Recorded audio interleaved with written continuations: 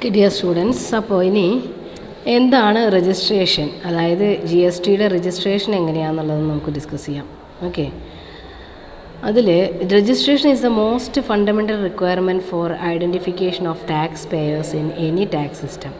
അപ്പോൾ ഒരു tax പേയറെ identify ചെയ്യണമെങ്കിൽ ഏത് ടാക്സ് സിസ്റ്റത്തിലായാലും ഇമ്പോർട്ടൻ്റ് ആണ് അതിൽ രജിസ്ട്രേഷൻ ചെയ്യുക എന്നുള്ളത്, അല്ലേ? Registration is required for any business or organisation under Goods and Services Tax Law, which implies obtaining a unique number from the tax authorities for the purpose of collection of tax behalf of government authorities and to avail the input tax credit on inward supplies.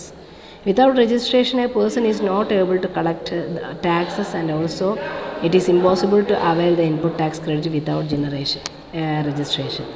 അപ്പോൾ important ആണ് ഒരു tax registration ചെയ്യുക എന്നുള്ളത് വളരെ important ആണ്. അതിൽ ഗവൺമെൻറ്റിലേക്ക് കൊടുക്കേണ്ട tax നമുക്ക് കൊടുക്കാനും അതേപോലെ തന്നെ നമുക്ക് ഇങ്ങോട്ട് കിട്ടേണ്ട ഇൻപുട്ട് ടാക്സ് ക്രെഡിറ്റ് കിട്ടാനും ഏറ്റവും കൂടുതൽ നമ്മളെ സഹായിക്കുക ഈ രജിസ്ട്രേഷൻ ചെയ്താലാണ് അത് ഗുണകരമാവുകയുള്ളൂ എന്നാണ് പറയുന്നത്. ഓക്കെ, ഇനി പറയുന്നുണ്ട് സ്റ്റേറ്റ്സ് വിത്ത് ത്രെഷോൾഡ് ലിമിറ്റ്. ഇനി ഏതൊക്കെ ലിമിറ്റുള്ള ആൾക്കാരാണ് രജിസ്ട്രേഷന് പോകേണ്ടത്, അതിൻ്റെ ഒരു ലിമിറ്റ് എങ്ങനെയാണെന്നാണ് പറയുന്നുണ്ട്. ഓരോ സ്റ്റേറ്റ്സിനും, അതായത് മണിപ്പൂർ, മിസോറം, നാഗാലാൻഡ്, ത്രിപുര, അങ്ങനത്തെ ഈ പറഞ്ഞ സ്റ്റേറ്റ്സിൽ ഉള്ള ഒരു GST പേയറാണ് വെച്ചാൽ അവർ രജിസ്ട്രേഷൻ ചെയ്യണമെങ്കിൽ 10 ലക്ഷം 10 lakh or for both goods and services, അതായത് 10 ലക്ഷത്തിന് റുപ്പീസാണ് രജിസ്ട്രേഷൻ ത്രെഷോൾഡ് ലിമിറ്റായിട്ട് പറയുന്നത്, അല്ലേ?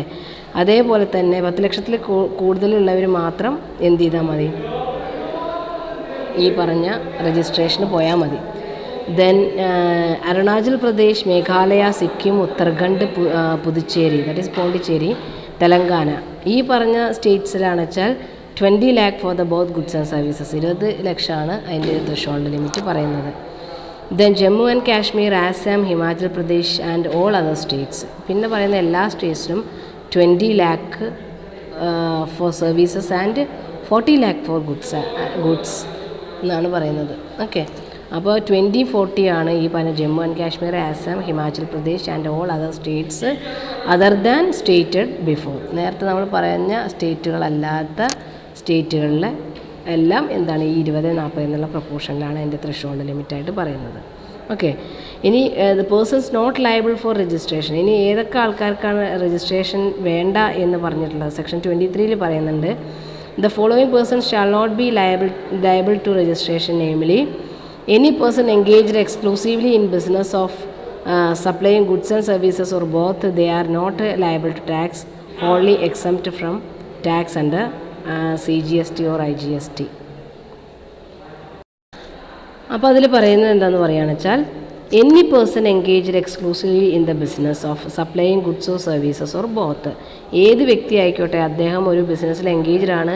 ആ ബിസിനസ് എന്ന് പറയുന്നത് എന്താണ്, ഗുഡ്സ് ആൻഡ് സർവീസസ് സപ്ലൈ ചെയ്യുന്ന ഒരു ബിസിനസ്സിലാണ് എൻഗേജ് ചെയ്തിരിക്കുന്നത്. Or both they are not liable to tax or wholly exempt from tax under CGST or IGST എന്നാണ് പറയുന്നത്. അതായത് exclusively in the business of supplying goods and services മാത്രം supply ചെയ്യുന്നൊരു ബിസിനസ്സിൽ എൻഗേജ് ചെയ്തിരിക്കുന്ന വ്യക്തികളാണെന്ന് വെച്ചാൽ അവർക്ക് CGSTയും IGSTയും എക്സംപ്റ്റഡ് ആണെന്നാണ് പറയുന്നത്. സെക്ഷൻ 23 സബ്സെക്ഷൻ 1A പ്രകാരമാണ് പറയുന്നത്. അതേപോലെ 23(1)B പ്രകാരം പറയുന്നുണ്ട് an agriculturalist to extend of supply of produce of the cultivation of land. അയാളുടെ ലാൻഡിൽ നിന്ന് കിട്ടുന്ന എല്ലാ കൾട്ടിവേഷനും, അഗ്രികൾച്ചറൽ കൾട്ടിവേഷനൊന്നും GST അപ്ലിക്കബിൾ അല്ല. അതേപോലെ സെക്ഷൻ 23 സബ്സെക്ഷൻ 2 പറയുന്നുണ്ട് the government may or the recommendations of the council by notification specify the category of persons who may be exempted from obtaining registration. അപ്പോൾ ഇനിയിപ്പോൾ GST കൗൺസിലോ ഗവൺമെൻറ്റോ പറയുകയാണ് ഇന്ന വ്യക്തികൾ GST അടയ്ക്കേണ്ടെന്ന് പറയുകയാണെന്ന് വെച്ചാൽ അവരും ഈ പറഞ്ഞ GST അടയ്ക്കുന്നതിൽ നിന്ന്, ലയബിലിറ്റിയിൽ നിന്ന് എക്സംഷൻ കിട്ടുമെന്നാണ് പറയുന്നത്. ഇനി പറയുന്നത് അഗ്രിഗേറ്റ് ടേൺ ഓവറിൻ്റെ കേസ് പറയുന്നുണ്ട്. The term aggregate turn over is defined under section 2 subsection 6 of the GST act has been analysed as follows. അപ്പോൾ എന്താണ് ഈ അഗ്രിഗേറ്റ് ടേൺ ഓവർ എന്ന് പറയുകയാണെന്ന് വെച്ചാൽ അത് 2 സബ്സെക്ഷൻ 6 പറയുന്നുണ്ട്. Aggregate turn over includes and excludes. ഏതൊക്കെയാണ് അഗ്രിഗേറ്റ് ടേൺ ഓവർ പറഞ്ഞാൽ അതിൽ ഇൻക്ലൂഡ് ചെയ്യുന്നതും എക്സ്ക്ലൂഡ് ചെയ്യണം എന്താണെന്ന് പറയുന്നത്. അതിൽ ഇൻക്ലൂഡ് ചെയ്യുന്നത് the value of exported goods or services. Exported goods or സർവീസസിൽ ടേൺ ഓവറിൽ ഇൻക്ലൂഡ് ചെയ്യും. പിന്നെ exempted goods or services or both which attracts nil rate of tax or wholly exempt from tax and includes non taxable supply. അത് aggregate ടേൺ ഓവറിൽ include ചെയ്യുന്നതാണ്. പിന്നെ interstate supplies between district persons having same പാനുള്ള state suppliers ഉണ്ടെങ്കിൽ അവരുടെ തമ്മിലുള്ള transaction ഉണ്ടെങ്കിൽ അതും അഗ്രിഗേറ്റ് ടേൺ ഓവറിൽ ഇൻക്ലൂഡ് ചെയ്യും. Supply on account and on behalf of principal. നമ്മുടെ സ്വന്തം അക്കൗണ്ടോ പ്രിൻസിപ്പൽ അക്കൗണ്ടിലോ വേണ്ടിയിട്ട് നമ്മൾ സപ്ലൈ നടത്താമെന്ന് വെച്ചാൽ അതും അഗ്രിഗേറ്റ് ടേൺ ഓവറിൽ ഇൻക്ലൂഡ് ചെയ്യിക്കും. ഇനി അഗ്രിഗേറ്റ് ടേൺ ഓവറിൽ ഇൻക്ലൂഡ് ചെയ്യാത്ത ഏതൊക്കെയാണ്? Inward supplies on which the recipient is required to pay tax under reverse charge system. Reverse charge RCM എന്നാണ് പറയുന്നത് ഷോർട്ടായിട്ട്. റിവേഴ്സ് ചാർജ് മെക്കാനിസം പ്രകാരം ഇൻവേർഡ് സപ്ലൈസ് ഉണ്ടെങ്കിൽ അത് അഗ്രിഗേറ്റ് ടേൺ ഓവറിൽ എക്സ്ക്ലൂഡ് ചെയ്യുന്നുണ്ട്. പിന്നെ central tax CGST, state tax SGST, union territory tax UTI, integrated tax IGST. ഇതൊന്നും അഗ്രിഗേറ്റ് ടേൺ ഓവറിൽ ഇൻക്ലൂഡ് ചെയ്യില്ല. പിന്നെ കോമ്പൻസേഷൻ സെസ്സും ഇതേപോലെ തന്നെ അഗ്രിഗേറ്റ് ടേൺ ഓവറിൽ ഇൻക്ലൂഡ് ചെയ്യിക്കില്ല എന്നാണ് പറയുന്നത്. ഓക്കെ. ഇനി അഗ്രിഗേറ്റ് ടേൺ ഓവറിൻ്റെ ഒരു പ്രോബ്ലം പറയുന്നുണ്ട്. Jerry has been involve in supplying taxable materials in Calicut since 1 July 2017. അപ്പോൾ ജെറി പറഞ്ഞ വ്യക്തി ടാക്സബിൾ മെറ്റീരിയൽസ് സപ്ലൈ ചെയ്യുന്നൊരു വ്യക്തിയാണ്, കാലിക്കറ്റിലാണ്. 1 ജൂലൈ 2017 മുതൽ അദ്ദേഹം ഈ ഫീൽഡിലുണ്ട്. His turnover in the month of November 2017 exceeds limit of 24 lakhs. അദ്ദേഹത്തിൻ്റെ നവംബർ 2017 ടേൺ ഓവർ 24 ലക്ഷത്തിൽ കൂടുതലുണ്ട് എന്നാണ് പറയുന്നത്. Mister Jerry is required to register under GST law. അപ്പോൾ ജെറി GST ലോ പ്രകാരം രജിസ്ട്രേഷൻ ചെയ്യേണ്ടതുണ്ടോ എന്നാണ് ചോദ്യം. അപ്പോൾ നമ്മളെന്താ വെച്ചാൽ ടേൺ ഓവറാണ് നമ്മൾ ചെക്ക് ചെയ്യുക ആദ്യം അല്ലേ.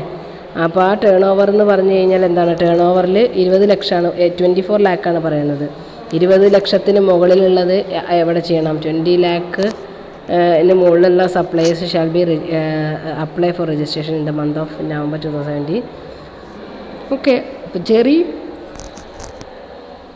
20 ലക്ഷത്തിൻ്റെ മുകളിലായി. കാലിക്കറ്റ് പറഞ്ഞാൽ കേരളത്തിലാണ്. കേരളം ഇതിലാണ് വരിക? 20 ലാക്ക് സർവീസസും 40 ലാക്ക് ഗുഡ്സിലും വരുന്നതാണ് ഏത് വരിക? കേരളം വരിക അല്ലേ. അപ്പോൾ ജെറി GSTയുടെ ലോ പ്രകാരം ടാക്സ് ചെയ്യണോ എന്നാണ് പറയുന്നത്. ഇയാൾ മെറ്റീരിയൽസാണ്, ഗുഡ്സാണ് സപ്ലൈ ചെയ്യണത്. ഗുഡ്സ് ആൻഡ് സർവീസസ് 20 ലാക്കിന് മുകളിൽ വരികയാണെന്ന് വെച്ചാൽ എന്തായാലും അയാൾ ടാക്സ് അടയ്ക്കണം എന്നാണ് പറയുന്നത്. ഓക്കെ.